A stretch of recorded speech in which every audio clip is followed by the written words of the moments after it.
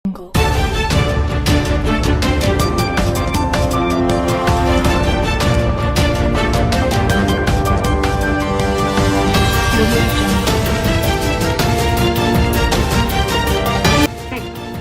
Network செய்திகள் வாசிப்பது M.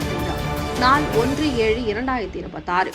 உரிய அனுமதியின்றி தொடர்ந்து பணிக்கு வராத 1420 அரசு மருத்துவர்களில் 680 பேர் மீது தமிழ்நாடு அரசு அதிரடி நடவடிக்கை மேற்கொண்டுள்ளது.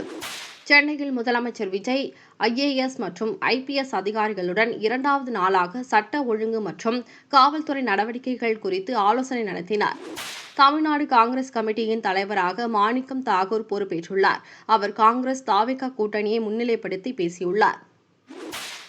நாட்டின் செமிகண்டக்டர் 2.0 இயக்கத்திற்கு மத்திய நிதியமைச்சகம் ரூபாய் 1.25 லட்சம் கோடி ஒதுக்கீடு செய்ய ஒப்புதல் அளித்துள்ளது. பாஜக தயவுடன் ஆட்சி அமைக்க திமுக மற்றும் அதிமுக முயற்சிப்பதாக அமைச்சர் நிர்மல்குமார் குற்றம் சாட்டியுள்ளார். திருச்செந்தூர் முருகன் கோவிலில் பக்தர்களின் செல்போன் பயன்பாட்டிற்கு கடும் கட்டுப்பாடுகளும் தடை உத்தரவும் அமல்படுத்தப்பட்டுள்ளது. தாவேகா தலைமையில் புதிய கூட்டணி ஆதரவு கட்சிகளுடன் முதலமைச்சர் விஜய் இன்று ஆலோசனை. கூட்டணி கட்சிகளில் விருப்பங்கள் என்னென்ன இருக்கிறது என்று ஆலோசிக்கப்பட உள்ளதாக தெரிகிறது.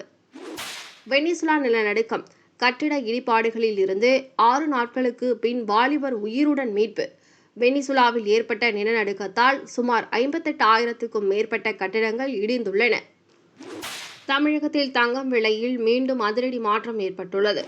தமிழகத்தில் சில மாவட்டங்களில் கனமழை பெய்யக்கூடும் என வானிலை ஆய்வு மையம் எச்சரித்துள்ளது. நீட் தேர்வு அச்சத்தால் மேலும் ஒரு மாணவி விபரீத முடிவெடுத்துள்ளார்.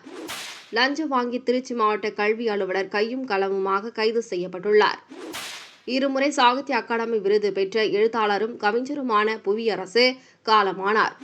இத்துடன் செய்திகள் நிறைவடைந்தன. இதுபோன்ற செய்திகள் உடனுக்குடன் தெரிந்து கொள்ள kingdomnetwork.news என்ற இணையதளத்தை பார்வையிடவும்.